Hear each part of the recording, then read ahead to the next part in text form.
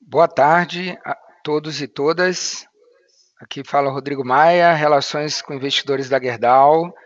Sejam bem-vindos à divulgação de resultados do segundo trimestre de 2021 da Gerdau. Estão aqui hoje conosco Gustavo Werneck, CEO da Gerdau, e Harley Scardoelli, CFO da Gerdau, que farão a apresentação para vocês. Os analistas investidores que estão conectados pela internet podem enviar suas perguntas pelo chat.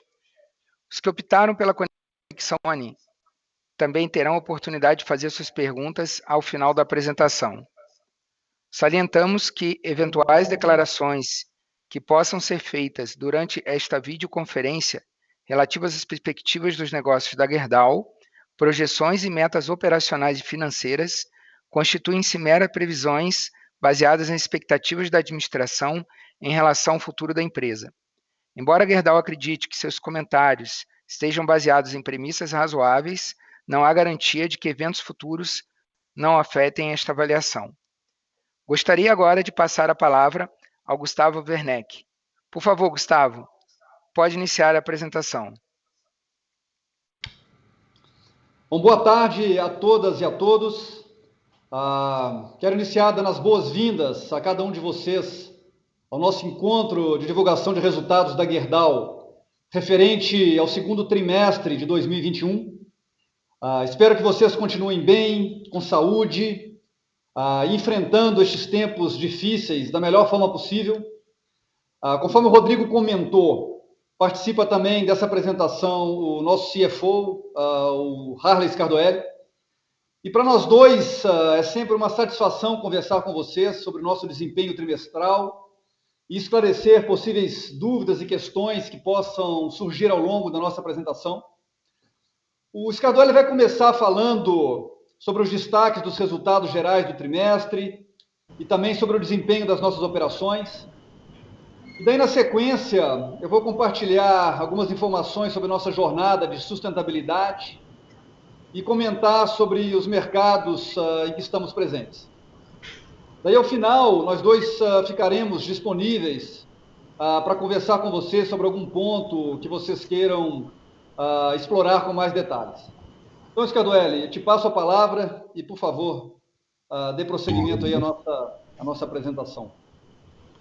Muito obrigado, Gustavo, e boa tarde a todos. É um prazer, como sempre, estar com vocês. Mais uma divulgação de resultados e também espero que vocês estejam bem.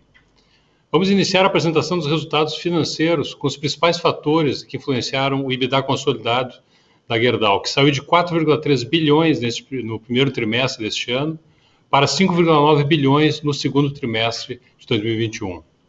Um EBITDA recorde para a Gerdau em apenas um trimestre. Todas as nossas operações tiveram um ótimo desempenho no segundo trimestre, atingindo utilização de capacidade de produção em torno de 80%, o melhor nível desde 2018. Que foi devido não somente ao momento favorável para a indústria do aço, mas também como resultado da cuidadosa alocação de capital dos últimos anos que a empresa vem tendo em todas as suas operações. Esses investimentos nos permitiram a agilidade e eficácia para capturar toda a rentabilidade que o cenário atual oferece para o nosso setor. Nesse trimestre, nós tivemos um desempenho recorde da Operação América do Norte, que atingiu 1,4 bilhões de reais, mais de 3 vezes superior ao EBITDA do ano anterior, com uma margem de EBITDA de 20%, uma margem que não se registrava desde 2008. Esse resultado reflete o aquecimento do setor de construção não residencial e da indústria, além de vermos a retomada gradual das atividades que favorecem o setor, conforme o andamento da vacinação no país. Nesse segundo trimestre, vimos a utilização de capacidade da Operação América do Norte superar 90%, comparado a menos de 75% no mesmo trimestre do ano anterior. A ON Brasil novamente veio com forte desempenho, atingindo um EBITDA de 3,6 bilhões no segundo trimestre, com uma margem de EBITDA de 40,7%, e que também é um resultado histórico da Gerdau em termos de EBITDA trimestral. O Brasil segue firme nos principais setores consumidores de aço, e dessa forma estamos alocando grande parte das vendas para o mercado interno, sendo que menos de 10% das vendas foram direcionadas para as exportações.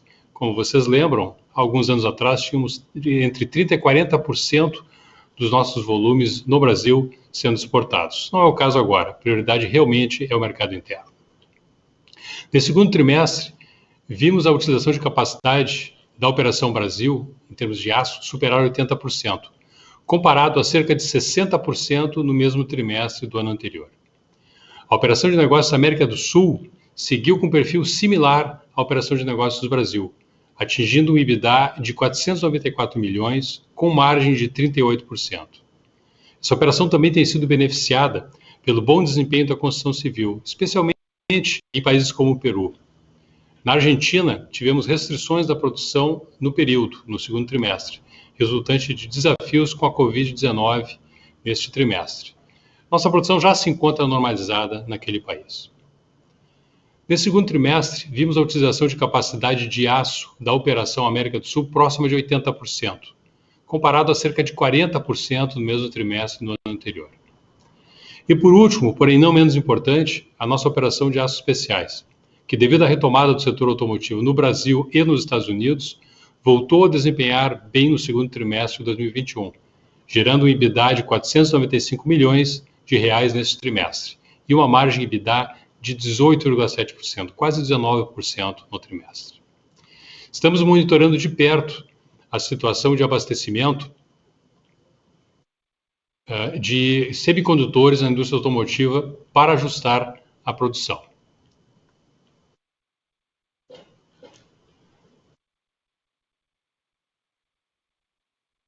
Nesse segundo trimestre, vimos a utilização de capacidade de aço da operação de aços especiais superar 70%, comparado a menos de 30% no mesmo trimestre do ano anterior. Passamos agora para o terceiro slide, slide número 3, onde vamos falar sobre fluxo de caixa livre e capital de giro. Como podemos ver no gráfico à esquerda, atingimos um fluxo de caixa livre positivo em 1,2 bilhões de reais neste segundo trimestre. Começando pelo EBITDA histórico, conforme expliquei no slide anterior, que atingiu 5,9 bilhões de reais. Além disso, colaboram para esse desempenho também a gestão de passivos que fizemos nos últimos meses e que reduziu a exposição da dívida bruta à moeda estrangeira e, consequentemente, minimizou os impactos do efeito da variação cambial nos juros da dívida. No acumulado dos últimos 12 meses, o fluxo de caixa foi positivo em 7 bilhões de reais, o que corrobora o nosso esforço e comprometimento com a remuneração adequada do capital investido, somado ao compromisso da companhia com a sua posição de liquidez. O ciclo financeiro passou de 57 dias em março de 2021 para 60 dias em junho de 2021, decorrente da elevação das contas a receber e dos estoques, dado que estamos em um momento de demanda global muito aquecida para o aço. Estimamos que o primeiro semestre teve, sim, o maior impacto em relação ao movimento de reconstrução de capital de giro no ano de 2021. Atingimos agora um patamar de ciclo financeiro mais equilibrado para a nossa indústria e que nos permite aproveitar o momento positivo que teremos, especialmente entrando agora nesse segundo semestre. Passando agora para o próximo slide, o slide 4, falamos sobre endividamento. Gostaria de destacar que encerramos junho com uma dívida líquida de 10,2 bilhões de reais, 600 milhões inferior à dívida líquida reportada em março deste mesmo ano. Isso teve, obviamente, o impacto do câmbio nas dívidas em moeda, sendo que o real apreciou mais ou menos 12% frente ao dólar entre março de 2021 e junho de 2021. Temos atualmente 74%, ou cerca de 12 bilhões do montante total da nossa dívida atrelada ao dólar. Cabe lembrar que montamos a estratégia, ao longo dos últimos trimestres, de reduzir a exposição cambial da dívida e também aproveitar as oportunidades trazidas com o cenário atual de taxas de juros no Brasil, em que, pese que estão subindo, continuam historicamente baixos. Dessa forma, aumentamos nossa exposição em reais para cerca de 26% da dívida total, a fim de nos protegermos da alta volatilidade que o dólar tem apresentado ultimamente. Esse patamar também nos traz mais perto de um hedge natural, dado que parte representativa da nossa geração de caixa, do nosso EBITDA, é gerado em dólares, além de existir uma parcela significativa dos nossos ativos e operações na América do Norte. Gostaria também de destacar que 1% dessa dívida encontra-se no longo prazo, com um prazo médio de 7,7 anos e um custo médio nominal de 5,4%. O cronograma de amortização da dívida segue bem distribuído ao longo dos próximos anos e mais concentrado somente a partir do ano de 2027. Por último, ainda nesse slide 4, apontamos para os resultados em relação à alavancagem financeira, medida pelo indicador dívida líquida por EBITDA dos últimos 12 meses, a qual passou de 0,96 vezes no primeiro trimestre para 0,65 vezes no segundo trimestre deste ano, em virtude do forte EBITDA gerado nesse segundo trimestre de 2021. Com esse nível de alavancagem, gostaríamos de pontuar também que superamos o objetivo definido em nossa política financeira aprovada pelo Conselho de Administração da companhia, que é de manter esse indicador entre 1 vez a 1,5 vezes. Então, estamos com patamares menores e que consideramos adequados, considerando a ciclicalidade que a nossa indústria tende a apresentar sempre. Passando agora para o slide número 5, gostaria de mostrar a evolução do retorno sobre o capital empregado, um indicador bastante importante que nós acompanhamos muito de perto. Combinado com a redução do custo da dívida, nos últimos 12 meses, terminados agora em junho de 2021, a companhia apresentou um retorno bastante superior ao seu custo de capital, 22,5% versus um custo de capital em torno aí de 9,5%. Isso significa a criação de valor aos nossos acionistas e investidores, e que se traduz também na valorização do preço das nossas ações negociadas em bolsa. Por último, para concluir, passamos agora para o slide número 6, onde a gente apresenta a evolução do lucro líquido e dos dividendos distribuídos ao longo dos últimos anos, mostrando que a combinação de resultados e redução significativa da dívida líquida teve um efeito muito positivo no dividend yield, ou seja, no percentual dos dividendos e juros sobre juros sobre capital próprio também, pagos sobre o preço de fechamento da ação no início de cada período. Esse dividend yield passou de 0,7% no ano de 2017 para mais de 8% nesses últimos 12 meses, computados agora até junho. Saliento que a antecipação dos dividendos anuais realizadas nesse trimestre se baseia nos resultados ajustados. Não reflete ainda os efeitos não recorrentes do reconhecimento dos ganhos do julgamento do Supremo Tribunal Federal, agora em 13 de maio, em relação à exclusão do ICMS sobre a base do PIS/COFINS. Esses ganhos totalizaram 856 milhões de reais, foram contabilizados, e que significa 565 milhões de reais líquidos de impostos. Então, na antecipação, esses valores ainda não estão incluídos. Agradeço a atenção de todos vocês e passo agora a palavra para o Gustavo, que irá comentar um pouco mais sobre as perspectivas de mercado. Beleza, obrigado, Scaduelli. Peço agora, então, para vocês passarem para o próximo slide, o de número 7, onde eu gostaria de fazer uma atualização dos tópicos mais relevantes da jornada de sustentabilidade, ou ISD da Gerdau, trazendo destaques e avanços na nossa agenda.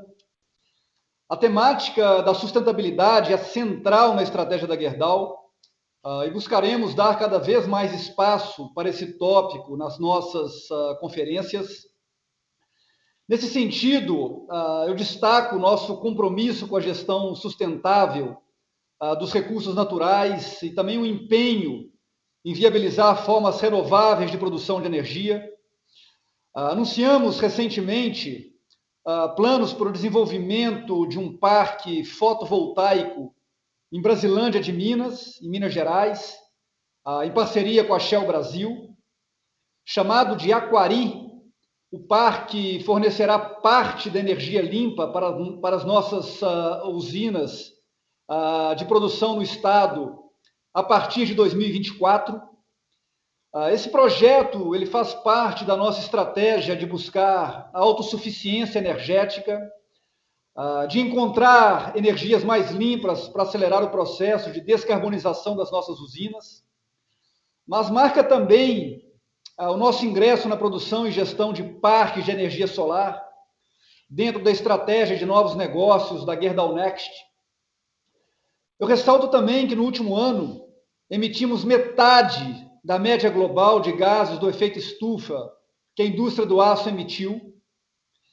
Esse desempenho é reflexo de uma gestão alinhada à busca de soluções para os desafios globais, como as mudanças climáticas, de uma matriz de produção que tem a reciclagem de sucata ferrosa como a principal matéria-prima e o uso de carvão vegetal de florestas replantadas. O indicador de intensidade carbônica é um entre as dezenas de indicadores que publicamos no nosso relatório anual, onde contamos os destaques sociais, ambientais e financeiros da nossa jornada em 2020. A nossa evolução em diversidade e inclusão também foi destaque desse documento. Nós contávamos, lá em 2018, com 17% de mulheres em posições de liderança nas nossas operações do Brasil. Agora, nesse ano de 2021, nós aumentamos esse percentual para 23%, por meio de diversas iniciativas para a promoção da equidade de gênero nas nossas operações, buscando dar oportunidades iguais a todas as pessoas. A meta é chegar a 30% em 2025. Também tivemos um crescimento muito importante na presença de profissionais negros em posições de liderança nos últimos anos.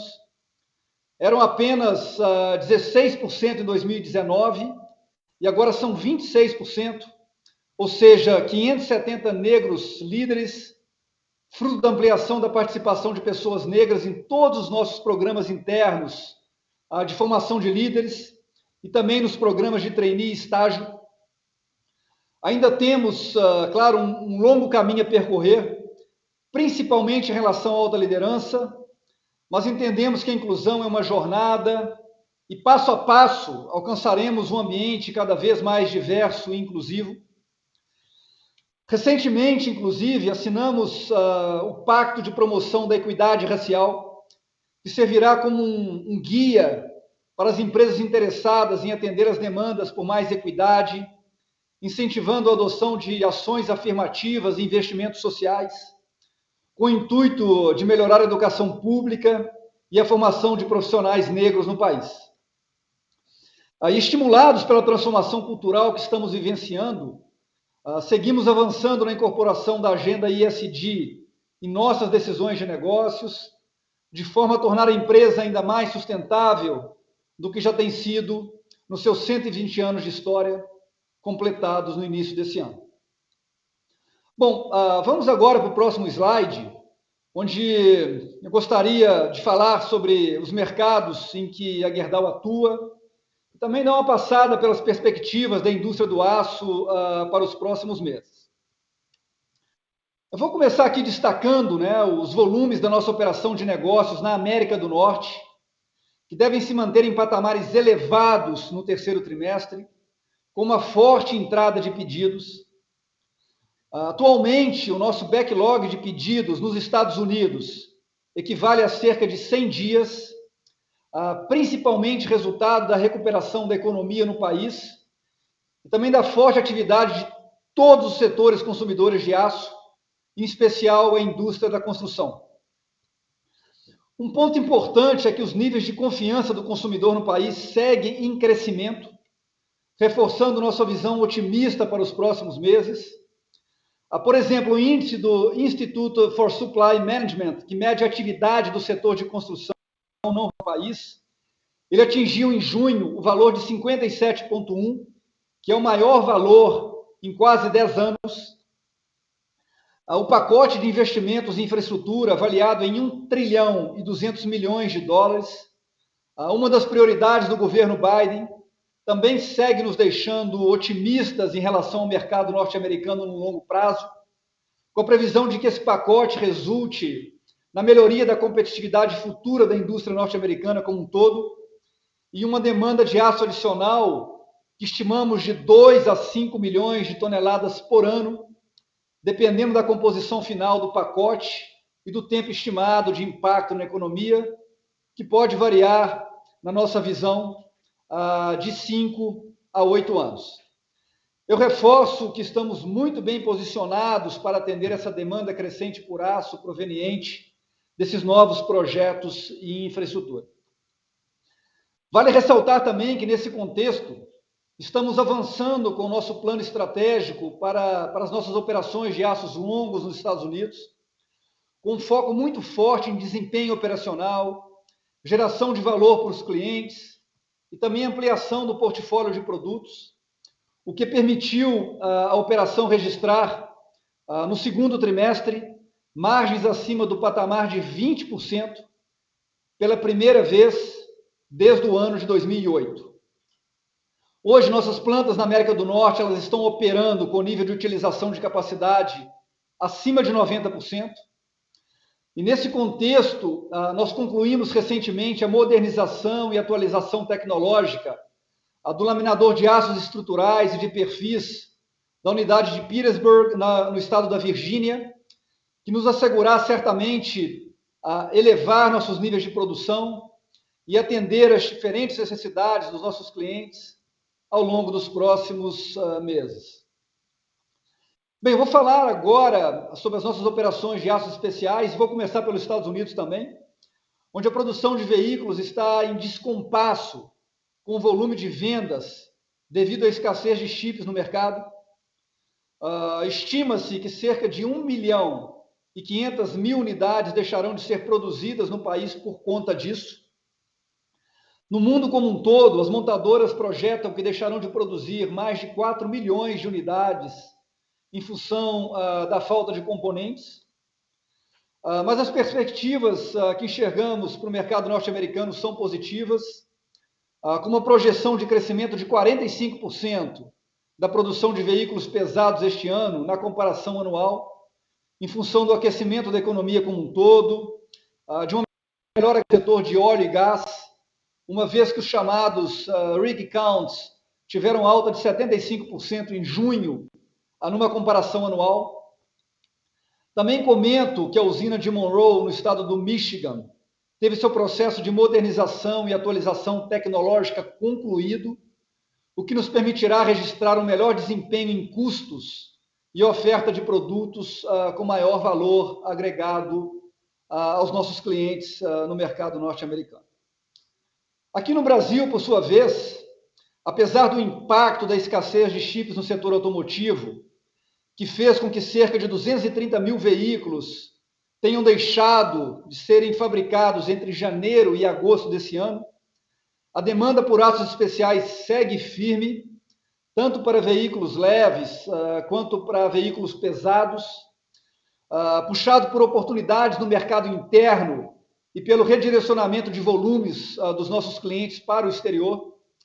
Os dados da Anfávia indicam que a produção de veículos deve subir 22% agora em 2021, na comparação anual, para cerca de 2.500 unidades, e aí com um destaque para o crescimento de 42% no caso de caminhões e ônibus. A gente enxerga um cenário também positivo em virtude da continuidade da reposição de estoques de veículos, que ainda seguem patamares muito baixos, com cerca de 15 dias, e das projeções dos segmentos do agronegócio e da construção, que afetam favoravelmente esse setor, principalmente a procura por veículos pesados e semipesados, como caminhões. É importante ressaltar que o mercado de pesados é menos impactado pela escassez de componentes eletrônicos. Para cada chip adicionado a um caminhão, outros 7 são incluídos na produção de um veículo leve, só como um exemplo para vocês. E como um reflexo dessa visão de longo prazo otimista, eu aproveito aqui para comentar também que reiniciamos as atividades da nossa cearia de Mogi das Cruzes, aqui em São Paulo, no início desse mês de agosto, 3 dias atrás, trazendo uma maior oferta de produtos de forma geral ao mercado. Bom, vou falar agora sobre o cenário para o mercado de aços longos e planos aqui no Brasil, cujo desempenho no segundo trimestre confirmou o bom momento de todos os setores consumidores de aço, que seguem com perspectivas positivas para o segundo semestre desse ano. Os nossos volumes de entrega de aços longos e planos no mercado doméstico, eles aumentaram 46% entre abril e junho, na comparação anual, e 10% ao trimestre anterior, ao primeiro trimestre. O setor da construção continua bastante aquecido. O número de canteiros ativos, por exemplo, ele subiu 43% no segundo trimestre, em comparação ao trimestre anterior, e o desempenho para os próximos meses segue, na nossa visão, muito favorável. Em 2021, o lançamento e a venda de imóveis deve crescer respectivamente 14,2% e 7,5%, segundo estudos da consultoria Tendências. As vendas do varejo continuam bastante fortes, estimuladas pelas medidas de auxílio emergencial implementadas pelo governo federal, com previsão de alta de cerca de 6%, segundo a mesma consultoria. Por sua vez, os investimentos em infraestrutura continuam evoluindo e devem somar, segundo a Associação Brasileira de Infraestrutura e Indústria de Base, 127 bilhões de reais este ano, influenciados por obras públicas e privadas, como, por exemplo, a duplicação da BR-280 em Santa Catarina, o Porto de Itaqui, no Maranhão, e a Ponte Brasil-Paraguai, no estado do Paraná. Eu destaco também aqui a continuidade da retomada do setor industrial no segundo trimestre, muito forte, puxado principalmente pelos segmentos do agronegócio, rodoviário, energia, bens duráveis e máquinas e equipamentos. Esse incremento na atividade deu-se não apenas pela demanda interna, mas pela reorganização das cadeias de abastecimento globais, que abriu oportunidades aos nossos clientes industriais de ampliarem bastante suas exportações. Segundo o IBGE, a previsão é de que o PIB industrial cresça 4,2% em 2021, com destaque para os setores agrícolas, energia e equipamentos rodoviários. Falando um pouquinho de América do Sul, né, vou começar pela Argentina. Nós voltamos a operar a nossa cearia no início de julho, depois de um período de restrições no abastecimento de oxigênio na planta, devido às medidas de combate à pandemia no país. O atendimento do mercado argentino ele manteve-se inalterado, uma vez que a laminação da unidade foi abastecida pelas nossas plantas aqui do Brasil. A atividade de construção civil na Argentina segue em alta, com crescimento de 6,5% na comparação mensal e de 31% na comparação anual, segundo os dados mensais da Câmara de Construção do país. E, por fim, no Peru, o consumo de aço segue em bons patamares, estimulado pelo setor de construção civil, como reflexo de investimentos públicos e também do bom desempenho do varejo. A indústria alcançou 20,5% em maio na comparação anual, de acordo com o último levantamento do Banco Central do país. É claro, a gente continua acompanhando aí os desdobramentos das eleições presidenciais no país, porém, nesse momento, nós não esperamos grandes mudanças no curto prazo para o nosso setor. Vamos passar então para o slide 9, né, onde eu gostaria de destacar que investimos ao longo do segundo trimestre 566 milhões de reais em ativo imobilizado globalmente, contribuindo para o desembolso total de cerca de 1 bilhão de reais no primeiro semestre desse ano. A previsão de desembolso de CAPEX para o ano de 2021 segue estimada em 3 bilhões e 500 milhões de reais. Eu já convido vocês para pular para o slide 10, que está conectado com esse desembolso de CAPEX, né? E nesse slide 10, eu gostaria de reforçar que esse valor que eu comentei anteriormente, ele inclui, como vocês podem ver nesse slide, o início dos investimentos em modernização e ampliação da capacidade de aços longos e planos na unidade de Ouro Branco em Minas Gerais. E aí eu gostaria aqui de comunicar a vocês, né, que esses aportes, eles abrangem aumentos na capacidade anual da produção de bobinas a quente em 250 mil toneladas, e também de perfis estruturais, né, que nós vamos ampliar a capacidade em 500 mil toneladas, visando atender ao crescimento da demanda brasileira por ambos os produtos. No caso específico dos perfis estruturais, nós reforçamos o nosso papel, eu diria, de pioneirismo no desenvolvimento do mercado da construção metálica no Brasil, que foi iniciado ali por volta dos anos 2000, ampliando o mix de produtos disponíveis aos nossos clientes. O nosso foco segue sendo o pleno abastecimento do mercado doméstico. E nesse sentido, eu gostaria de aproveitar aqui essa conversa com vocês para comentar que o crescimento de produção da nossa planta da Silat, no Ceará, recentemente renomeada para Gerdau Caucaia, ele segue conforme planejado, tendo um papel importante no atendimento dos mercados do Norte e do Nordeste.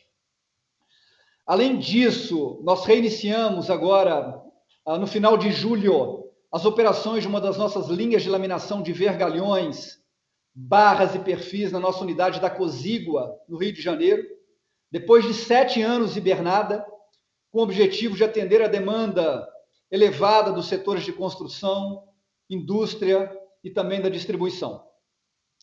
O plano de retomada da nossa usina em Araucária, no Paraná, ele segue conforme planejado, com previsão do reinício das atividades nesse segundo semestre, o que contribuirá também para otimizar o fornecimento do nosso portfólio de produtos aos clientes de todo o país.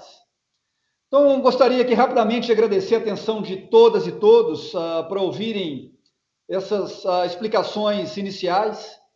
E ficamos, a partir de agora, eu e Scardoelli, totalmente disponíveis para responder perguntas que vocês tenham e também para detalhar um pouco mais pontos de interesse. Então, Rodrigo, volto a palavra contigo, né? Te peço a gentileza de organizar esse bate-papo a partir de agora, tá? Então, agradeço a todos aí pelo tempo agora no início da nossa apresentação. Bola contigo aí, Rodrigo. Obrigado, Gustavo. Obrigado, Scardoelli. Iniciaremos agora a sessão de perguntas e respostas para quem está no telefone. Solicitamos que sejam feitas no máximo 2 perguntas por participante. Lembrando que para fazer a pergunta, basta pressionar *1. Nossa primeira pergunta vem do Rodolfo Angeli, Banco JP Morgan. Rodolfo, por favor, pode prosseguir. Boa tarde a todos. Minhas 2 perguntas, vamos lá. A primeira, eu queria pedir para o Scardoelli, eu queria discutir um pouquinho esse working capital do trimestre, né, que foi, acho que algo que acabou comendo um pouco do free cash flow que a gente, potencial da companhia, mas a gente também sabe que, em épocas de crescimento de preços, é natural que você tenha um impacto de working capital, etc. Tá? Agora, o que eu queria ouvir era mais uma discussão estratégica, né? Como é que vocês veem isso? Tem algo nesses números aí que faz parte de uma preparação para um segundo semestre mais aquecido? O Gustavo acabou de falar que tem laminação nova na Cozígua para vir, tem a planta lá do estado do Paraná também. Podia discutir um pouquinho, uma discussão estratégica de working capital, é a minha primeira pergunta. E a segunda, eu queria pedir para o Gustavo comentar um pouquinho sobre o ambiente de negócios, em particular no Brasil, no que diz respeito a preço, que a gente tem ouvido falar que os aumentos pararam, então eu queria ouvir um pouquinho de vocês se isso procede, se tem algum efeito aí de carregamento para os próximos trimestres e se tem alguma preocupação em relação a material importado. Obrigado, gente. Rodolfo, obrigado aí. Antes de eu passar para o Scardoelli aí falar do working capital, depois eu volto para falar um pouquinho aí sobre o mercado. Essa questão do working capital, né, obviamente tem uma discussão muito estratégica dentro da Gerdau que a gente vem tendo ao longo dos últimos meses, né? Então, já que nós estamos no momento de Olimpíada, né, a gente pode olhar isso como uma corrida de 100 metros, né, ou como uma corrida de 800 metros que tem que dar 2 voltas na pista, né? A gente enxerga isso como uma corrida de 800 metros, tá? Então, está vindo um mercado bastante forte no terceiro e quarto trimestre, tá? E a gente entende que essa preparação que nós fizemos no último trimestre para atender integralmente esse mercado ao longo do terceiro e quarto, ela vai ser muito importante, tá? Então, a gente entende que não é um momento da gente focar em entrega de free cash flow. Esse momento virá certamente ao longo do segundo semestre, tá? Então, nós entendemos que essa preparação nossa para esse mercado forte que está vindo, ela é estratégica e é fundamental, tá? Eu volto a falar sobre isso daqui a pouco, tá, Rodolfo? Mas a gente vê, por exemplo, no mês de julho, o crescimento que nós tivemos de canteiros de obra e de contratos de corte e dobra, ele foi muito importante com relação a junho, tá? Ele cresceu de novo, tá?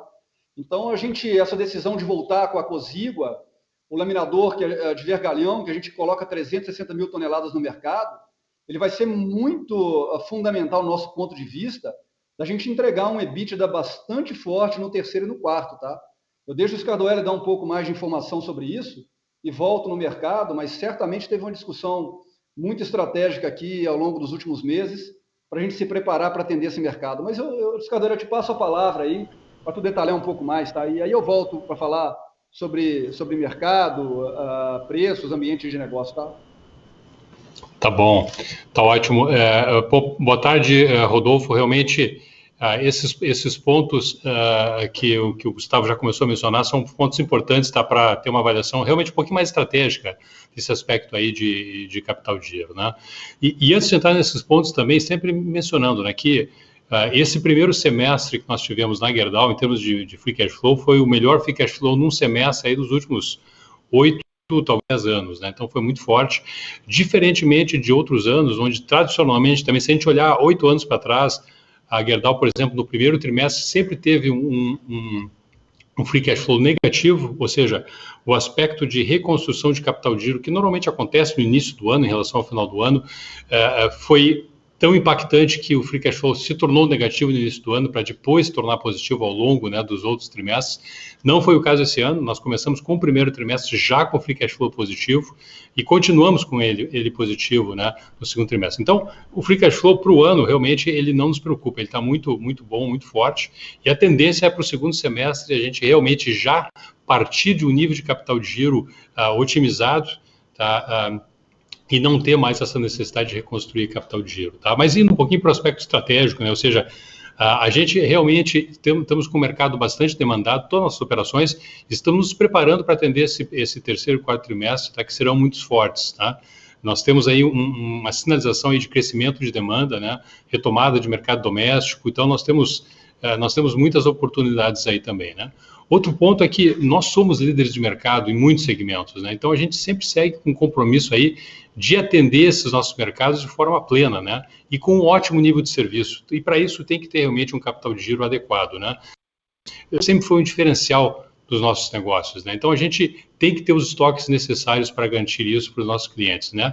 Manter o nosso market share também, nós ganhamos market share pós-pandemia, então para manter esse market share, tá, também tem que ter um nível de serviço e estoques adequados, né? E outro ponto também, que não dá para esquecer, que nós reforçamos, tá, de forma aí pontual, estratégica, nossos estoques de alguns insumos, tá? Estamos falando de carvão, estamos falando de ligas, de refratários, né? Para fazer aí um offset de custos, tá? E de mitigação de riscos que podem vir a ter aí na segunda metade do ano, né? Lembrando que nós entramos nessa segunda metade do ano com algumas questões em relação à energia, que não estão bem equacionadas ainda, né? Então, ter estoques também nos dão tranquilidade que a gente vai conseguir atender de forma adequada os nossos mercados, os nossos clientes, né?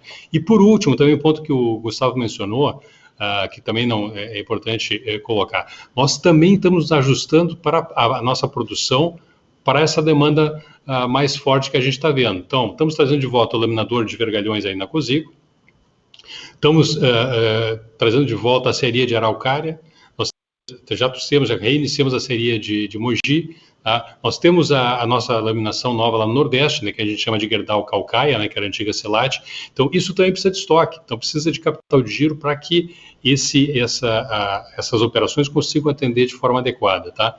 Então, acho que esses são os pontos, viu, Rodolfo, importantes a mencionar sobre o capital de giro, tá? E sobre o free cash flow, que de novo, né, eu volto a mencionar, né, foi bastante forte nesse primeiro semestre e nós estamos pagando aí, já entrando no ponto, né, de dividendos, né, continua sendo positivo mesmo após o pagamento de 1,6 bilhões aí de reais de dividendos entre o primeiro e o segundo trimestre, tá? Obrigado, Scardoelli. Só complementando, né? Como o Scardoelli comentou, nós temos uma liderança muito significativa no Brasil em vários segmentos, tá? Nós não vamos, em hipótese nenhuma, assim, deixar o mercado desabastecido. Tem clientes nossos que, além de atender o crescimento do mercado doméstico, estão com oportunidades muito fortes de exportação. Então, nós estamos nos preparando assim, para atender de uma forma muito forte esse crescimento de demanda que nós estamos enxergando que ainda existe no Brasil. Eu comentei, por exemplo, na construção civil, que é um segmento muito forte para nós, né, e tem crescido significativamente no Brasil. A gente viu um crescimento muito forte de canteiros de obra abertos e contratos de corte de obra agora em julho sobre junho, né? Então, uma preparação adequada de abastecimento do mercado, do nosso ponto de vista, foi uma estratégia bastante acertada na maneira como a gente conduziu o capital de giro no segundo trimestre, tá? Então, Rodolfo, por onde a gente olha, em todos os segmentos, continua muito forte, né? No varejo, na indústria, na distribuição, na construção civil, tá? Obras de infraestrutura. Então, vejo de uma forma muito positiva o que vai vir pela frente ao longo desses próximos meses aqui no Brasil, tá? Com relação à questão de preços, né? É claro que a gente tradicionalmente não entra em detalhe, porque tem toda a questão concorrencial e tal, que precisamos respeitar rigorosamente, tá? Mas a gente entende que o patamar de preço no Brasil, ele está arrumando para uma certa estabilidade, tá? Mas isso não significa para nós, assim, que nós não vamos buscar margens adicionais da agora para frente, tá? Então, o Scardoelli comentou também, parte da nossa estratégia, tá, de capital de giro, agora nesse segundo trimestre, ela visa, tá, uma forte gestão de custos no segundo trimestre. Tem volatilidades e crescimentos importantes de custos de alguns insumos, né? O Scardoelli mencionou um pouco aí a energia elétrica, mas a gente observa também o preço do carvão metalúrgico, como ele tem evoluído. O consumo de carvão no mundo, agora no segundo semestre, ele deve ser muito forte, tá? Em termoelétricas, por um lado o mundo muito quente, tendo que refrigerar, do outro lado o mundo muito frio, tendo que aquecer. Então nós também cuidamos bem dessa estratégia do carvão. Eu falo também da sucata, tá? A sucata, ela já teve um ligeiro arrefecimento de preço no mercado norte-americano, né, de cerca de $20, que vai se concretizar agora em agosto. Então, aqui no Brasil também, a gente vai observar agora no segundo semestre uma redução dos preços da sucata. Então, eu vejo também que a gente se preparou muito bem do ponto de vista dos nossos custos, tá? Para a gente poder entregar resultados bastante consistentes nos próximos trimestres, tá? Então, só mais um ponto final, tá? A gente tem uma capacidade única, eu diria, de fazer leituras antecipadas com relação ao que acontece ao mercado, né? O testemunho disso foi o market share que nós ganhamos aqui no Brasil desde do final da pandemia, né? Na hora que a pandemia ela arrefeceu ali por maio, junho do ano passado, tá? Então, também nós estamos nos preparando, assim, no termos de capital de giro, para a gente sustentar esse share que a gente adquiriu ao longo dos meses, tá, Rodolfo? Então, acho que é uma resposta um pouco mais detalhada, um pouco mais longa, mas eu acho que também dá um pouco mais de luz e colorido a forma como a gente enxerga a estratégia da companhia e os mercados agora nos próximos trimestres, tá? Excelente, gente. Muito obrigado. Obrigado, Rodolfo. Nossa próxima pergunta vem do Daniel Sasson, Banco Itaú. Daniel, por favor, pode prosseguir. Obrigado, Rodrigo, Gustavo e Harley. A minha primeira pergunta é em relação a potencial para pagamento de dividendo extraordinário, levando em consideração uma possível taxação aí de dividendos com a reforma tributária. Como vocês veem essa possibilidade? A alavancagem de vocês já está abaixo de 1, né? Mesmo abaixo daquele 1 a 1,5 de target que vocês têm. Então, como que vocês analisam essa potencial reforma tributária nessas decisões de alocação de capital de vocês? E a minha segunda pergunta é em relação a custo-caixa, até um follow-up no que você acabou de comentar, Gustavo, sobre uma esperada queda no preço da sucata no segundo semestre. Vocês tiveram, no segundo TRI, uma performance de custo até um pouco melhor que a dos seus peers, talvez com sucata, embora tenha subindo um pouco menos do que o minério de ferro. O que a gente pode esperar para o terceiro trimestre? E é razoável imaginar que se a sucata cai e se os preços fiquem estáveis, como vocês colocaram, a gente pode ver ainda aumento de margem dos níveis atuais? Obrigado. Acho que, Scardoelli, tu começa aí respondendo sobre os dividendos e aí eu já emendo com a questão de sucata, tá? Tá bom, perfeito. Boa tarde, Daniel. O aspecto dos dividendos, viu, Daniel, a gente considera que a nossa política está adequada, tá? Então a gente está mantendo ela, tá? Nós vamos manter os 30%, a gente sabe que tem uma reforma tributária aí, mas ela ainda está avançando, tá? Então eu não arriscaria dizer como é que ela vai ser concluída, né? E considerando que nós sempre fazemos adiantamentos de dividendos, de certa forma nós temos aí praticamente 3 pagamentos de dividendos, ou seja, praticamente 3/4 dos dividendos do ano, a gente paga dentro do próprio ano, né? Então, a gente já está, de certa forma, protegido na maior parte dos dividendos, né, em relação a essa tributação para o ano que vem. Então, por enquanto, nós estamos mantendo a política, tá? E vamos aguardar para ver realmente o que vem dessa reforma tributária. Ainda tem tempo para avaliar com tranquilidade, tá? E sempre salientando, né, quer dizer, esse ano, em função dos resultados, né, estarem nos patamares que estão, e obviamente eu sempre menciono, né, eu sei que eu posso até ser um pouco repetitivo, né, mas quando a gente tem um aumento no EBITDA na magnitude que a gente está tendo, entre o EBITDA e o lucro líquido, né, nós temos uma parte que são despesas fixas, né, a depreciação é praticamente em patamares muito estáveis, os juros são estáveis para baixo, porque a gente tem reduzido a alavancagem bastante, né? Então, o que sobe o EBITDA sobe muito mais proporcionalmente o lucro, né? Por isso que a gente está tendo dividendos, né, referentes a esses resultados esse ano, ou seja, nós já pagamos nesse primeiro semestre praticamente o dobro que nós pagamos em todo o ano passado, né? Então, achamos que a política está adequada e, de novo, né, qualquer aspecto em relação à reforma tributária, nós vamos aguardar para ver o que vem pela frente, tá? Daniel, a gente vai buscar ampliação de rentabilidade agora no terceiro trimestre, tá?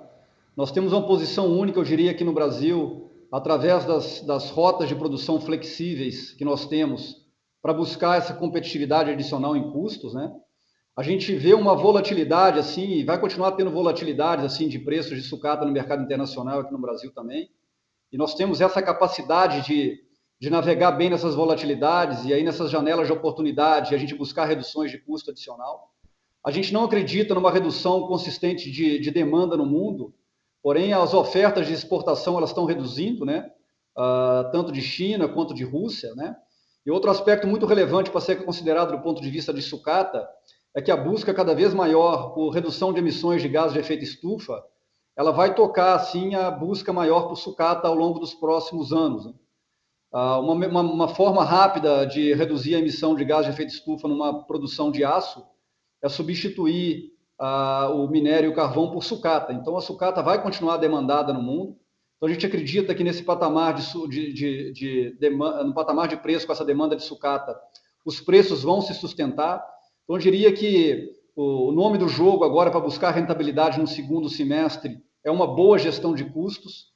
E quanto a isso, nós temos uma posição muito destacada e diferenciada no Brasil, através dos nossos modelos de negócio, a nossa pulverização na coleta de sucata, as nossas rotas flexíveis, para a gente liderar em rentabilidade do ponto de vista de boas oportunidades de reduzir custos, tá?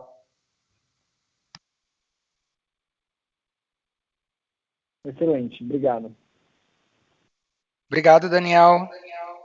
A nossa próxima pergunta vem do Leonardo Correia, Banco BTG Pactual. Obrigado, Leonardo. Tudo bem, pessoal? Boa tarde. Oi, Léo, tudo bem? Pergunta... Boa tarde, Léo. Tudo bem. Boa tarde. Minha primeira pergunta é referente à Gerdau Metalúrgica, né? A gente, vira e mexe, recebe algum questionamento em cima do caixa, né? Que já está parado lá alguns meses, né? Então, não sei se vocês têm alguma coisa nova para adicionar, de qual é o uso, qual que é a prioridade. Enfim, tem sido uma certa pergunta aí que a gente tem recebido ao longo das últimas semanas, poder ajudar. Segundo ponto, com relação... também há um questionamento que a gente vem recebendo, né, nas últimas semanas, né, por conta de todo esse barulho e preocupação, né, de uma potencial crise energética e algum risco de racionamento, apesar de não ser nosso base case. Não sei se vocês têm alguma coisa para comentar em termos do que a Gerdau vem fazendo para se preparar e se tem tido algum tipo de impacto nas operações por conta desses problemas aí que a gente tem visto no lado de geração de energia no país. Obrigado, senhores. São essas duas perguntas. Faz a gentileza, então, de começar pela MG e aí eu já falo dessa questão de energia, tá? Tá bom. Boa tarde, Léo. Em relação ao caixa da MG, viu, a gente continua com a mesma posição, tá? O caixa está lá, está investido em instrumentos aí de liquidez diária, né, sem risco nenhum, e por enquanto a gente vai manter essa posição de liquidez, tá? Não tem nenhuma destinação específica para esse caixa, tá? Ou seja, Também não vai ser feito nenhum investimento fora, né, do objetivo da própria empresa, tá? Que é ser uma holding, né, controladora da Gerdau, tá? Mas nesse momento a posição é manter o caixa como está, tá? E com liquidez.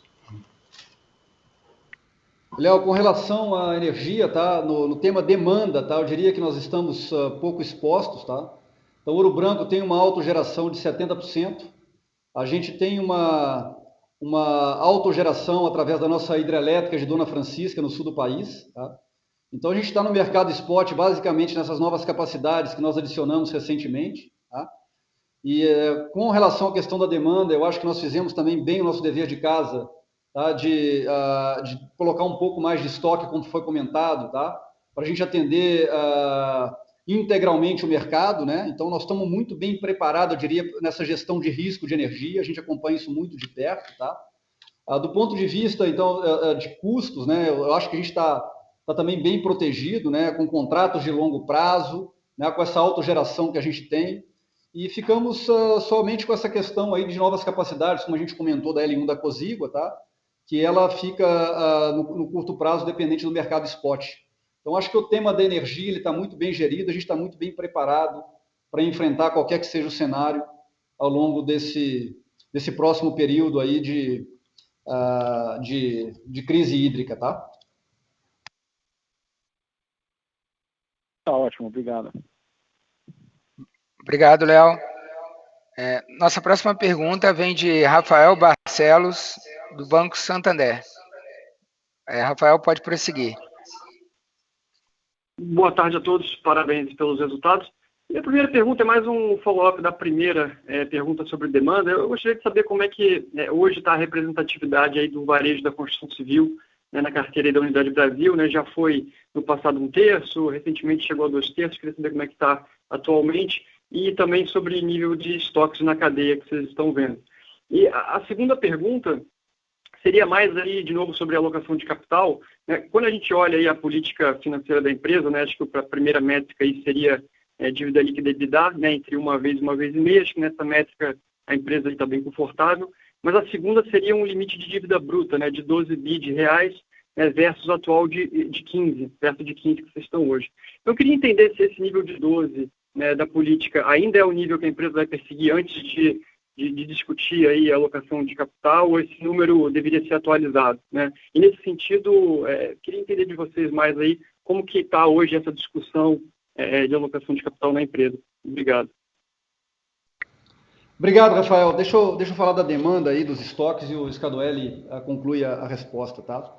Então, assim, hoje o varejo ele tem uma participação muito importante assim, nos nossos negócios, né? A ordem de 60%. A gente vem fazendo uma estratégia, eu diria assim, silenciosa, alguns já entenderam, aí a gente já falou também um pouco sobre isso com vocês, tá? Da gente cada vez mais, tá, atender diretamente o consumidor final, que são as lojas de material de construção. Então, o nosso modelo de negócio vem se alterando ao longo dos últimos 5 anos, né?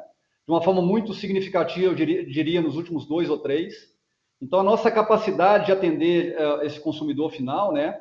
Ela cresceu significativamente. O Brasil tem 150 mil lojas de material de construção. Alguns anos atrás, a gente entrava direto em cerca de 5 mil, né? A gente, em breve, vai estar atendendo 30 mil lojas de material de construção. Então, quando a gente olha as rentabilidades da nossa operação do Brasil, não é só a demanda, mas também eu acho que a nossa capacidade de buscar essas margens numa estratégia que a gente vem adotando com a Comercial Gerdau, com a Juntos Somos Mais, ao longo dos anos, tá? Isso é um movimento muito importante, muito estratégico, tá? Que a gente pode falar disso cada vez mais, mas é um movimento muito, muito assertivo, que eu diria que nós tivemos nos últimos anos, tá? Então, o varejo ele tem uma participação muito relevante.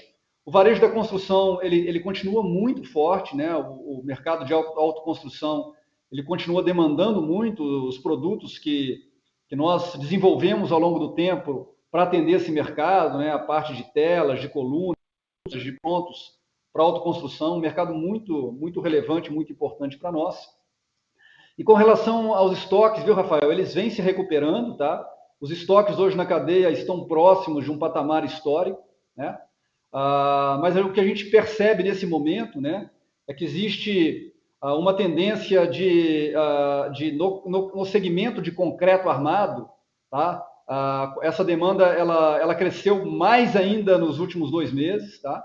Então, ali a gente viu uma redução pontual desses estoques na cadeia, motivo pelo qual nós estamos colocando essa capacidade de 360 mil toneladas da Cosigo, o laminador já está operando, para a gente poder, nesse segmento que tem demandado muito produto, a gente poder manter o mercado totalmente abastecido, tá? Scardoelli, faz a gentileza, então, de responder a segunda parte aí da pergunta do Rafael. Claro. Boa tarde, Rafael. Realmente, em relação ao ponto, né, sobre nosso nível de alavancagem, né, que é um dos indicadores da nossa política financeira, né, mas também a dívida bruta, né. Em relação à alavancagem, né, a gente realmente está bastante abaixo, né, daquele patamar da faixa que tinha sido, né, que foi estabelecida pelo nosso Conselho de Administração, né. Mas, claro, lembrando o contexto, né, ou seja, essa faixa foi estabelecida quando nós estávamos com a alavancagem acima de 3, né? Ou seja, nós chegamos a bater a alavancagem perto de 4, reduzimos para perto de 3 inicialmente e estabelecemos essa política financeira, né? Então, atingimos esse patamar e estamos abaixo desse patamar, o que consideramos que é bastante adequado, tá? Não ficamos desconfortáveis por manter esse patamar, porque, ou seja, sabemos que é um negócio cíclico, o negócio do aço é um negócio cíclico, né? A gente teve, só nesses últimos 6 meses, né, 10 bilhões de reais de EBITDA, né? Se esse EBITDA fosse 5 bilhões, tá certo? Nossa alavancagem ainda assim nos patamares de hoje estaria dentro da faixa. Então, a gente está realmente aí mantendo esse patamar abaixo de 1 de forma bastante tranquila, achamos que é adequado, né? Em relação a esse outro indicador, né, definindo a nossa política financeira de dívida bruta máxima de 12 bilhões de reais, isso sim continua sendo um objetivo, viu, Rafael? Então, se a gente olhar a dívida bruta nesse trimestre, ela caiu de 17,8 para 15,8 bilhões de reais. Então, conseguimos reduzir 2 bilhões de reais. Teve um pouco de efeito de câmbio aí também, mas também teve amortização de dívida, que nós vamos continuar perseguindo esse objetivo, tá? Achamos que é algo prudente e adequado, tá, para nossa indústria, para o nosso setor, manter um balanço forte, saudável, que vai inclusive nos permitir aí continuar nessa rota nossa aí de crescimento, atendimento de mercado. Gustavo mencionou retomada de operações, sabe, então acrescentar capacidade de forma orgânica, né, onde é necessário. Então, um balanço forte e essa política financeira nos permite executar esse plano de forma tranquila, tá? Tá ótimo, obrigado. Obrigado, Rafael. Nossa próxima pergunta vem de Caio Ribeiro, Credit Suisse. Caio, pode prosseguir, obrigado. Boa tarde a todos. Minha primeira pergunta seria sobre o mix do mercado externo, né, contra o mercado interno. Claramente, aí vocês vêm aumentando, né, as vendas no mercado interno ao longo do último ano, né, onde a rentabilidade é maior. Mas eu queria ver se vocês podem falar um pouco sobre se essa tendência deve continuar para frente, se tem mais espaço para aumentar essa porcentagem de vendas no mercado interno contra o mercado externo, e como que vocês enxergam hoje a rentabilidade, né, na exportação contra essas vendas aí no mercado interno hoje. E aí, em segundo lugar, se vocês puderem falar também sobre como que vocês veem a opção de implementar, né, um programa de buyback para complementar a política de dividendos, seria interessante também. Obrigado. Obrigado, Caio. Eu vou na primeira parte, Scardoelli, tu me ajuda aí na segunda, tá? Caio, assim, vamos continuar priorizando totalmente o mercado doméstico, tá? Os níveis de rentabilidade são maiores e também a importância que nós temos de sustentar o desenvolvimento do Brasil, tá? E o crescimento do PIB, atendendo os nossos clientes num momento de demanda tão alta, tá? Então, as exportações vêm caindo, né? Elas foram 30% no ano de 2019, depois reduziram para 15% em 2020, elas foram 4% no primeiro trimestre de 2021, elas subiram um pouquinho para 8%, mas continua sendo marginal no segundo trimestre de 2021, porque nós tivemos que dedicar um pouco de atenção em abastecer o mercado na Argentina, coisa que não vai acontecer agora no terceiro trimestre, já que a nossa cearia voltou a produzir normalmente. Então, nosso foco é total, né, de mercado doméstico, oportunisticamente, né, dentro de alguma situação que nós encontrarmos assim ao longo dos próximos meses, de alguma exportação com margem alta para atender alguma coligada, algum parceiro estratégico, a gente pode fazer. Mas todas diria, todos os nossos canhões nesse momento estão direcionados para abastecer plenamente os nossos clientes no mercado brasileiro. Tá? E aí, Scardoelli, por favor, responde essa questão aí do buyback. Ótimo. Boa tarde, Caio. O buyback, né, ou seja, a recompra de ações, a gente tem executado sempre muito mais para fazer o hedge do nosso programa de opções, né, antes era de opções, agora são de ações, né, que é o nosso incentivo de longo prazo aí para os executivos. Então, tem sido em volumes, digamos assim, simplesmente para fazer esse hedge, e a gente hoje tem uma posição de hedge bastante confortável em relação a isso. Quanto a um programa de recompras mais agressivo, mais forte, né, obviamente que ele está sempre no cardápio de opções que a empresa tem. Então, é algo que a empresa poderia considerar mais para frente, tá? Mas hoje nós ainda estamos com esse foco, como a gente mencionou, de foco em redução de dívida bruta. Nós temos um programa de crescimento aí que também está exigindo algum capex, né? Nós temos capex para esse ano. Nós estamos, então, um pouco mais com isso nesse horizonte de curto prazo, tá, Caio? Então, não tem nada definido em relação ao programa de buyback para frente. De novo, sempre é uma possibilidade, sempre está no cardápio de opções da empresa, tá? E eu diria agora, de uma forma mais qualitativa, né, se a gente pensar, poxa, mas qual é o momento hoje, né, nós estamos aí possivelmente fazendo um cálculo com base, né, no nosso market cap atual, dívida líquida atual, que está cada vez mais baixa, né, e considerando, sem falar em nenhum guidance, né, nosso de empresa, mas pegando simplesmente as expectativas de mercado, né, os relatórios de analistas, né, e para target price da ação, nós continuamos aí possivelmente com um múltiplo, né, EV para EBITDA entre 3 e 4 vezes, né, que para o setor me parece um múltiplo historicamente até baixo, né, em relação ao que tem aparecido. Então, é algo para considerar. Perfeito. Obrigado, Arley e Gustavo. Obrigado, Caio. Nossa próxima pergunta vem do Thiago Lofiego, do Branco Bradesco. Thiago, pode prosseguir. Obrigado. Obrigado, Rodrigo. Bom dia, boa tarde, pessoal. Gustavo, sobre esses novos laminadores de laminado a quente e perfis, qual que é o CAPEX? Bom, eu acredito que esses são projetos novos, né? Eles não, talvez o de laminado a quente você já tinha comentado lá atrás, se você puder confirmar que é o mesmo projeto lá de Ouro Branco, e esse de perfis, aonde que ele qual que é o CAPEX para cada um dos dois, o timing para a startup, e se vocês puderem dar pelo menos um range aí de CAPEX para o ano que vem, ajudaria bastante.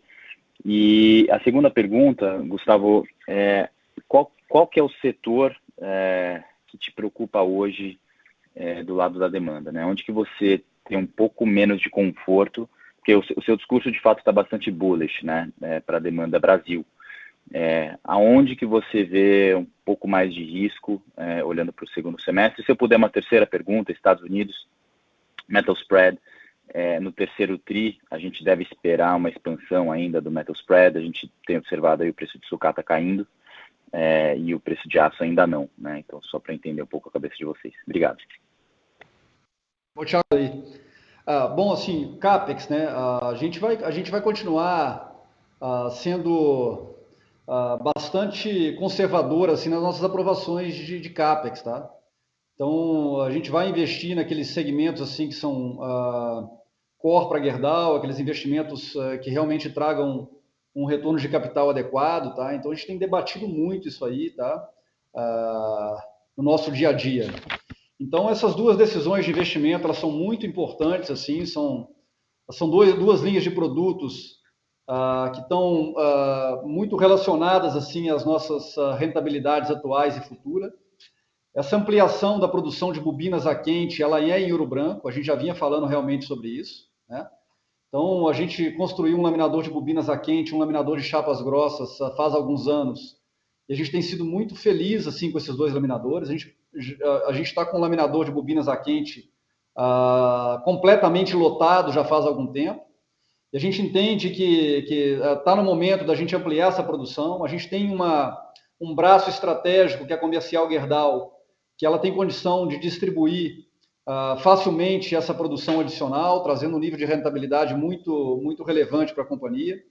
Então, esse investimento ele é uma ampliação, uma fase 2, eu diria, do investimento que já existe. Nós vamos levar a capacidade total de produção de bobinas a quente da Gerdau para cerca de 1.100.000 toneladas por ano. E perfis estruturais, né, vocês sabem bem, nós somos o único produtor desses perfis na América Latina. O segmento de construção metálica tem crescido de uma forma muito relevante, muito importante, seguindo mercados mais maduros, né, como os mercados europeus, americanos, asiáticos.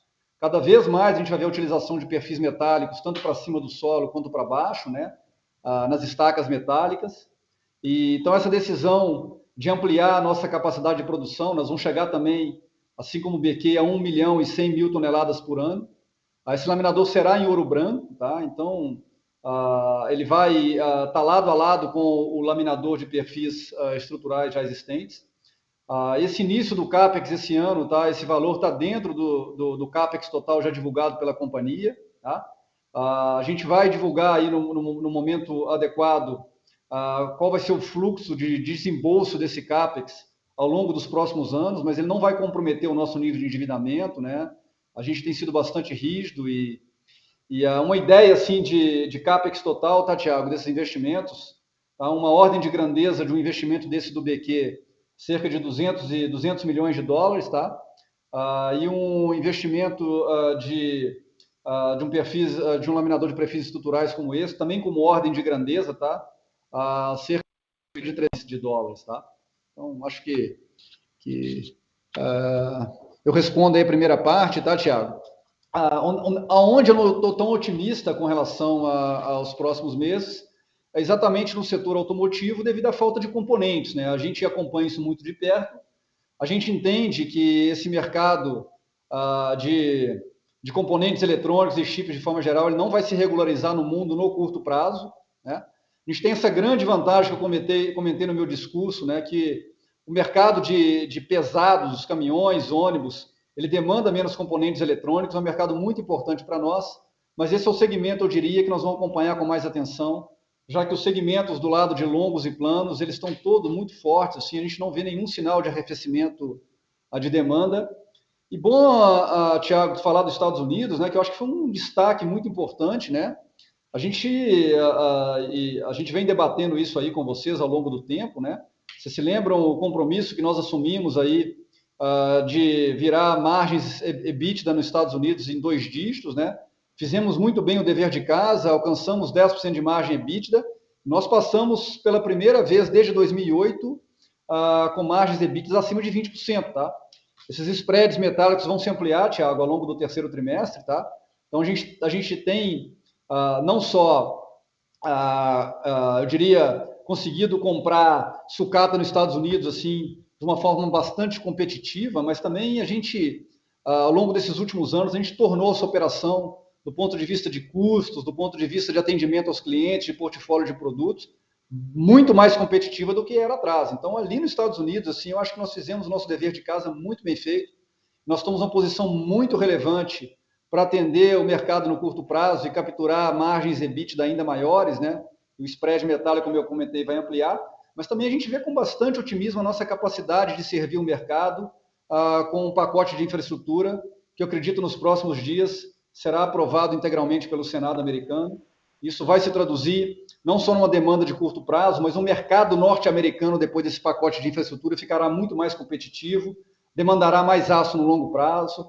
Então, a gente enxerga, assim, o mercado norte-americano de uma forma muito, muito positiva agora ao longo dos próximos meses, tá, Thiago?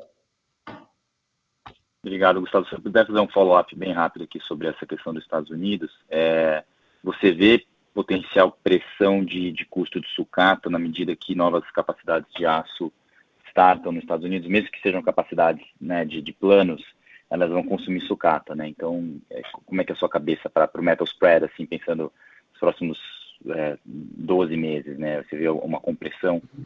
Sim. Minha cabeça é o seguinte, a pressão de sucata nos Estados Unidos ela vai continuar existindo na sucata Prime, que é uma sucata utilizada mais na nossa operação de aços especiais, tá?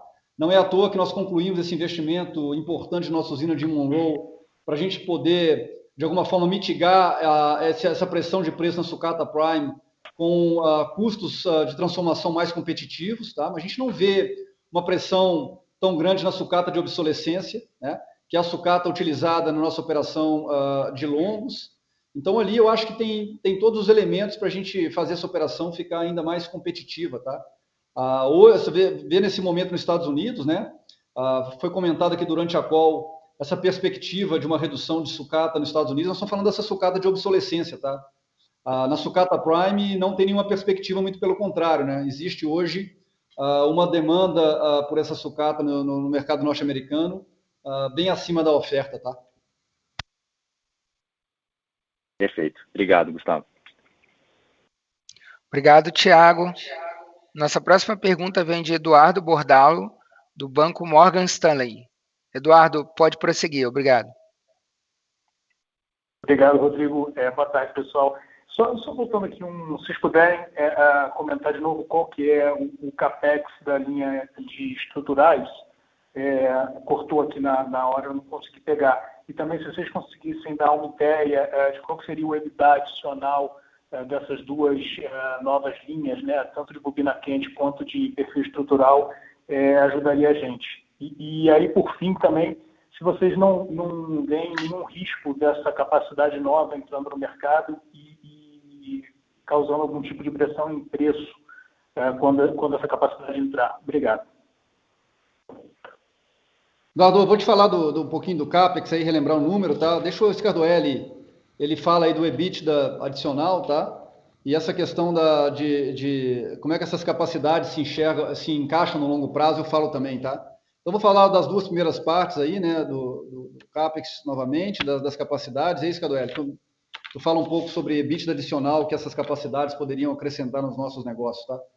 Então, Eduardo, uma ordem de grandeza de um investimento desse, de perfis estruturais, tá? Ela está em torno de 300 milhões de dólares, tá?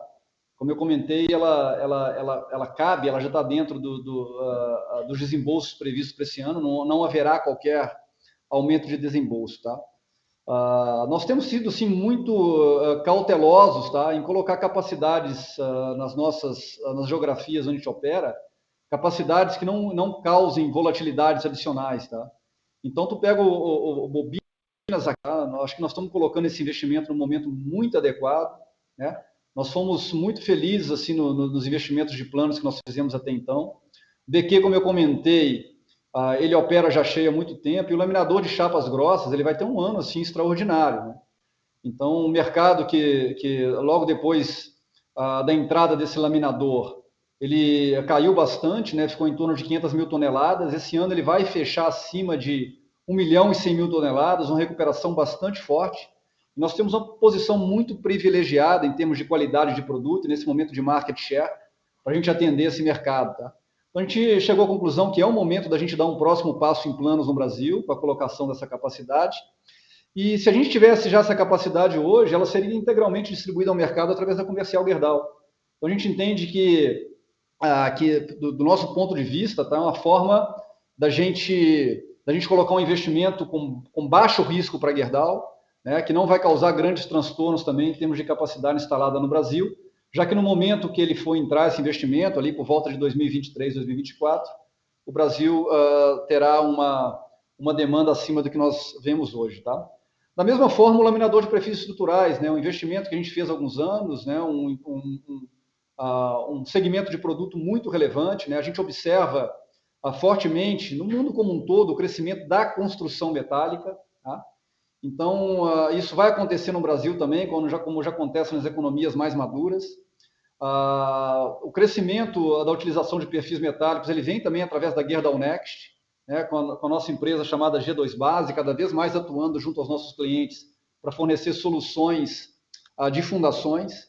Então, é um produto que ele tem uma demanda crescente no mundo, né? Então, como nós somos os únicos produtores na América Latina, a gente entende que a gente ampliando nossa produção para 1.100.000 toneladas, tá?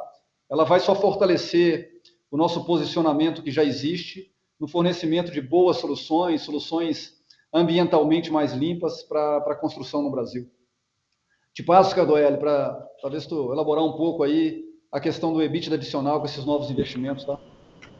Tá bom. Obrigado. Boa tarde, Eduardo. Aí a gente já entra um pouquinho, né, numa projeção, viu, Eduardo, que depende muito das próprias premissas, né, que a gente pode adotar ou seja, posta em marcha dos dois equipamentos, como é que é a curva, né, digamos assim, de entrada no mercado. Como o Gustavo mencionou, por exemplo, bobina quente, a gente tem amplas condições de absorver isso rapidamente na Comercial Gerdau. Então, à medida que entra, muito rapidamente a gente poderia aumentar as nossas entregas, né, de bobina quente, praticamente a capacidade, ou seja, hoje a gente está produzindo praticamente na capacidade completa do laminador atual, né? Então, se a gente entrar com um laminador aí com capacidade adicional de 250 mil toneladas, rapidamente a gente consegue chegar lá. Agora, qual é o EBITDA adicional, né? Só para dizer como é difícil fazer essa projeção, e daí quase que eu jogo de volta, né, para vocês como analistas, né? Ou seja, se a gente olhar o EBITDA médio, né, nesse trimestre que nós tivemos na Operação Brasil, e eu estou fazendo um EBITDA médio mesmo, né? Ou seja, pegando entregas totais, sem separar mercado interno e externo, pegando o nosso EBITDA ajustado da Operação Brasil, faz uma divisão e divide por dólar, vai chegar no EBITDA acima de $400 por tonelada, né? Essa mesma operação, o ano passado, no segundo trimestre do ano passado, estava com o EBITDA um pouco acima de $100 por tonelada, 110, 105, 115, né? Então, é muito difícil, né? Qual é o momento de mercado que isso vai entrar? De qualquer forma, tá? É uma contribuição aí que eu diria bastante importante para o nosso negócio, né? De novo, tem todos os aspectos estratégicos também, né? Ou seja, nós temos uma linha de produto hoje muito diversificada no Brasil, entregamos praticamente todas as linhas de produto, entramos muito bem no mercado de planos, tá? Isso aí nos ajuda a consolidar essa nossa entrada, né? E nos consolidar como um player forte e importante nesse mercado, né? Então, eu diria que eu joguei um pouquinho a resposta de volta para vocês, mas dando alguns pequenos parâmetros aí, tá? Tem que fazer alguma premissa. Como é que vai estar o mercado no momento que ela entrar em operação, né? E sabendo que bobina quente a gente consegue preencher de uma forma mais rápida e perfis possivelmente de uma forma um pouco mais paulatina, né, para absorver essa nova tonelagem. Tá?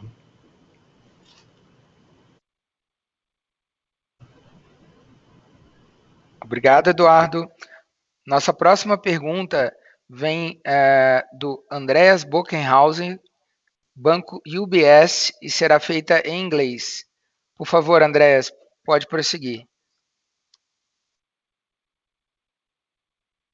Thank you very much. I hope you're all well and safe.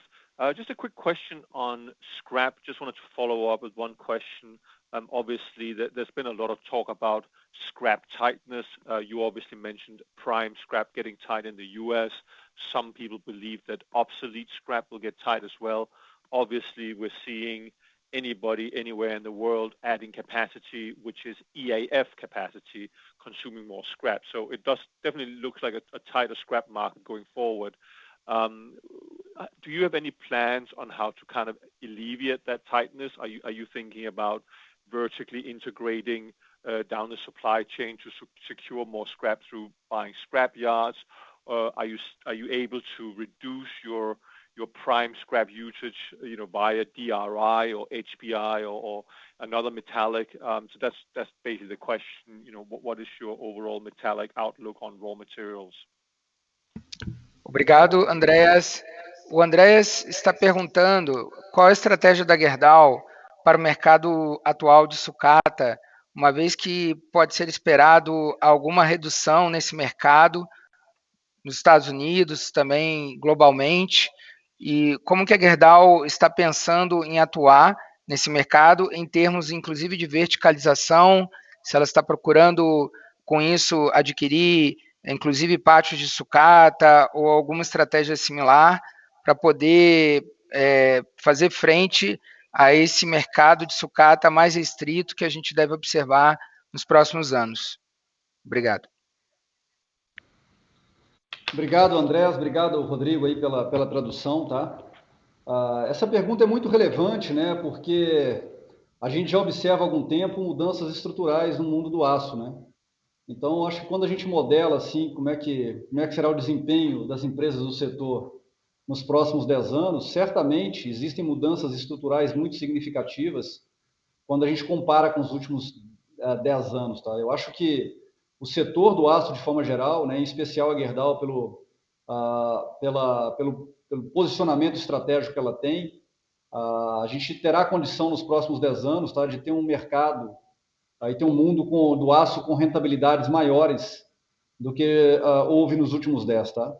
Então, uma mudança significativa, conforme foi comentado aqui no começo, é a própria China, né?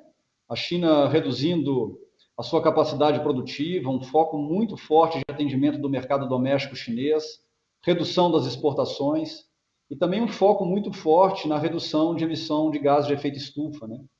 A gente sabe, esses números são conhecidos internacionalmente, né? Que a emissão de gases de efeito estufa num forno elétrico, e muitas vezes, ela chega a ser 10 vezes menor do que a emissão de gases de efeito estufa por tonelada de uma planta integrada.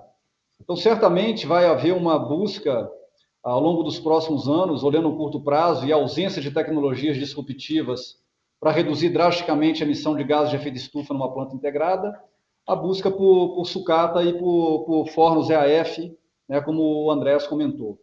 Então, a gente entende que a sucata no mundo, ao longo dos próximos anos, ela vai continuar pressionada, né, com preços elevados e, consequentemente, isso vai se traduzir em preços mais elevados de produtos.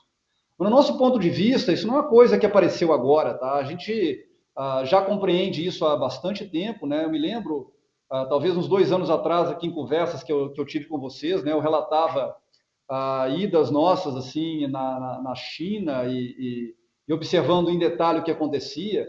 Então, já naquela época, havia esses fenômenos que estão se materializando agora já acontecendo, e nós já estamos adotando estratégias, assim, de sermos mais cativos na compra de sucata já há mais de 2 anos, tá, Andrés?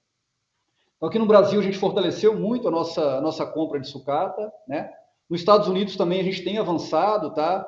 Para ter cada vez essa sucata cativa mais próxima de nós. Parte dos nossos resultados que nós entregamos agora nos últimos trimestres, ele tem relação também com uma compra de sucata mais competitiva através desses movimentos, né, de scrap yards e de desmontes de veículos, de vagões ferroviários, né? A gente não tem planos no momento para fazer grandes investimentos, tá, em metálicos alternativos, como DRI ou outros que sejam, tá? Então, a gente entende que o nosso fortalecimento da nossa estratégia de sucata, ele é um elemento que já está acontecendo, como eu comentei, ele vai continuar se fortalecendo ao longo dos próximos anos, tá?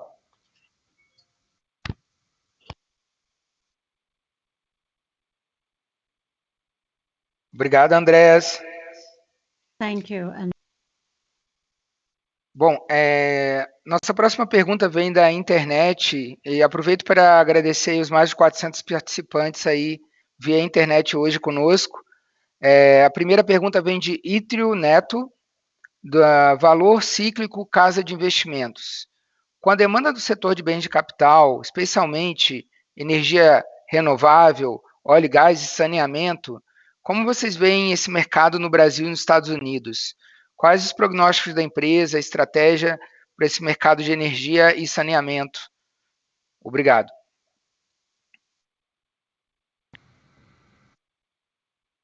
Obrigado, Ítrio, pela pergunta, tá? A gente observa com muito otimismo, né?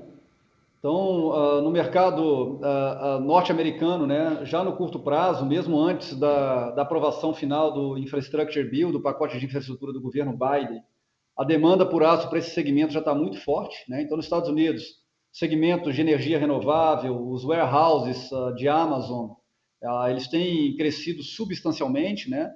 Os investimentos em saneamento. Então, já no curto prazo, nós estamos experimentando um crescimento de demanda nesses segmentos e certamente a demanda vai continuar crescendo, né? Ainda mais depois da aprovação final do pacote de infraestrutura. Aqui no Brasil, da mesma forma, quando a gente compara uma série histórica de investimentos em infraestrutura, a gente repara assim, que esses investimentos, né, que já cruzaram os 200 bilhões de reais por ano, eles caíram para baixo de 100. Então, tem uma lacuna grande de infraestrutura aqui no Brasil, que ela vai acontecer, é inevitável que aconteça. Não sabemos precisar qual o horizonte de tempo, tá? Mas o próprio marco do saneamento é um testemunho definitivo de que o Brasil não pode ficar para trás em investimento de infraestrutura. Nós estamos aqui no Brasil também muito bem posicionados para atender esses mercados com a ampla gama de produtos que a gente oferece, né? Mais especificamente no segmento de energia renovável, tá? A gente pode olhar isso aí talvez em 3 dimensões. Uma dimensão de que nós temos uma capacidade muito forte para fornecer aços para a energia solar, para a energia eólica, né? No caso específico da eólica, nós fornecemos desde o vergalhão, que sustenta uma base de concreto de um aerogerador, até os grandes anéis e os grandes forjados que vão no eixo principal da pá, né? Então, a gente consegue fornecer aço para toda a construção da energia eólica. Então, nós podemos olhar nisso no aspecto de fornecimento de aço. A energia eólica renovável ela também pode ser observada sobre a lente do tema de sustentabilidade para Gerdau e da autogeração de energia. Então, nós vamos evoluir, tá, ao longo dos próximos anos para a gente ser ainda mais autossuficiente na produção da nossa própria energia, da energia consumida nas nossas usinas, tá? E isso vai acontecer dentro do nosso compromisso com a sustentabilidade com energias renováveis. Então, esse anúncio que nós fizemos na parceria com a Shell do Parque de Aquari, lá em Minas Gerais, ele tem esse objetivo, é um parque de 50% Shell, 50% Gerdau, e os 50% da nossa energia ele será integralmente consumido nas nossas usinas no estado de Minas Gerais. E uma terceira lente que a gente pode olhar essa questão de energia renovável é a Gerdau como braço, como o Gerdau Next, que é o nosso braço de novos negócios. Então, a gente pretende, ao longo dos próximos anos, crescer também, tá, no negócio de energia renovável, até um determinado ponto que a gente possa ser um fornecedor, um comercializador de energia renovável no Brasil. Tá? Então, de forma geral, são pontos assim, muito positivos e que vão provocar um crescimento de demanda. Então, esses investimentos que eu anunciei, eles estão todos, diria assim, preparando a companhia para continuar sendo protagonista e líder, como tem sido no Brasil ao longo dos últimos 120 anos.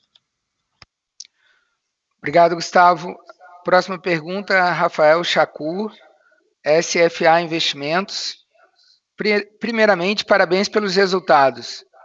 Com relação às vendas para o varejo na Operação Brasil, quanto representa do volume total? Qual é a estratégia da Juntos Somos Mais dentro desse mercado de varejo? Obrigado.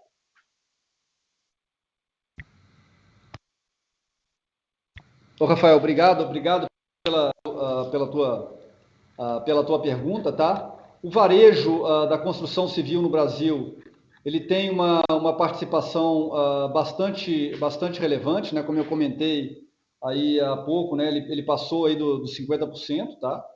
E cada vez mais a gente vai penetrar nesse mercado, tá? Então, a gente tem dois, diria assim, pilares principais da nossa estratégia, um via a própria comercial Gerdau, aí o outro Juntos Somos Mais. A Juntos Somos Mais, ela tem tido um crescimento assim muito significativo nos próximos anos, já é a maior plataforma, o maior marketplace de construção civil no Brasil, tá? Nesse primeiro momento, a Juntos Somos Mais, ela atuou como uma plataforma de loyalty, né? Para poder atender especialmente as 150 mil lojas de material de construção no Brasil, mas nós temos planos grandes e agressivos para Juntos Somos Mais. Então, além de se tornar o maior marketplace, a gente entende que a Juntos Somos Mais, nos próximos anos, ela vai se tornar a maior provedora de soluções para o consumidor no que diz respeito à construção civil. Então, nós imaginamos no futuro, né, que com um desejo de um consumidor dele fazer uma reforma completa na sua residência, ele vai ser integralmente atendido pela Juntos Somos Mais, não só no que diz respeito ao fornecimento de produtos, mas também ao fornecimento de serviços, né? Então, os planos são muito, eu diria, muito agressivos para a Juntos Somos Mais nos próximos anos, né?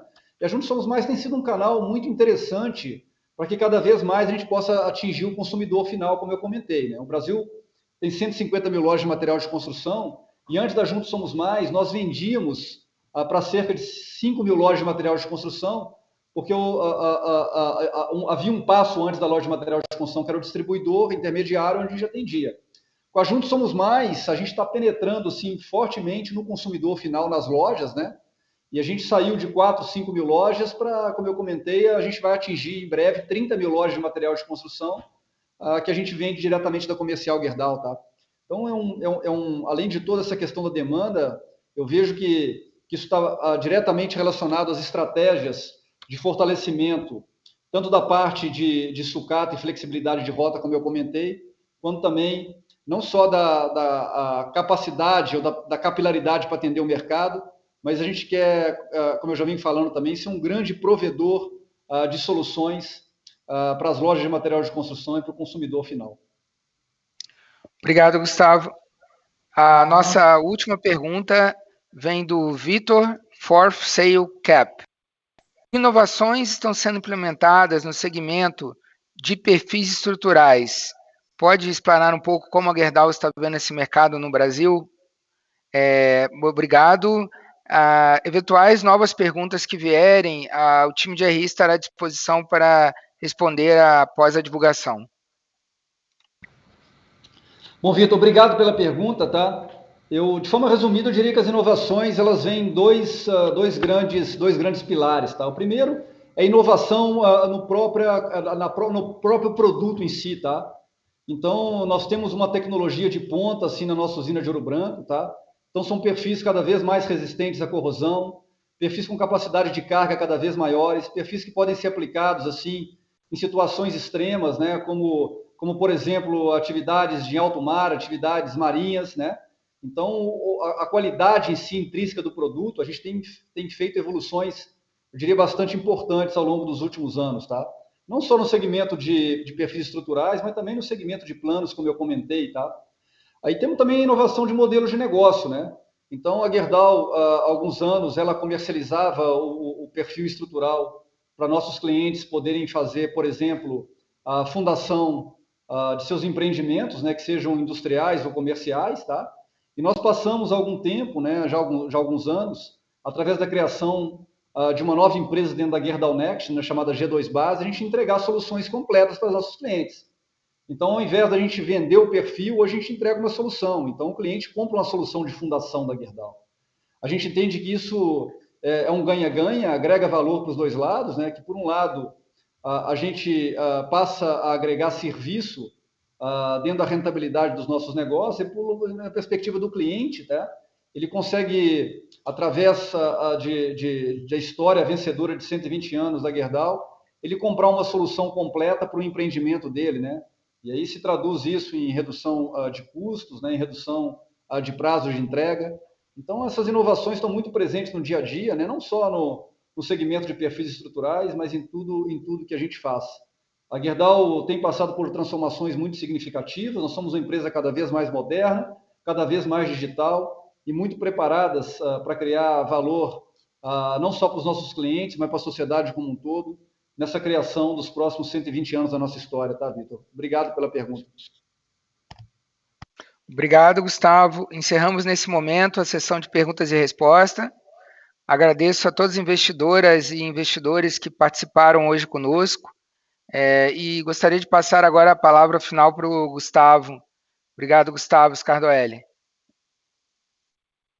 Scardoelli, tu tem algum ponto adicional que eu posso encerrar? Fique à vontade.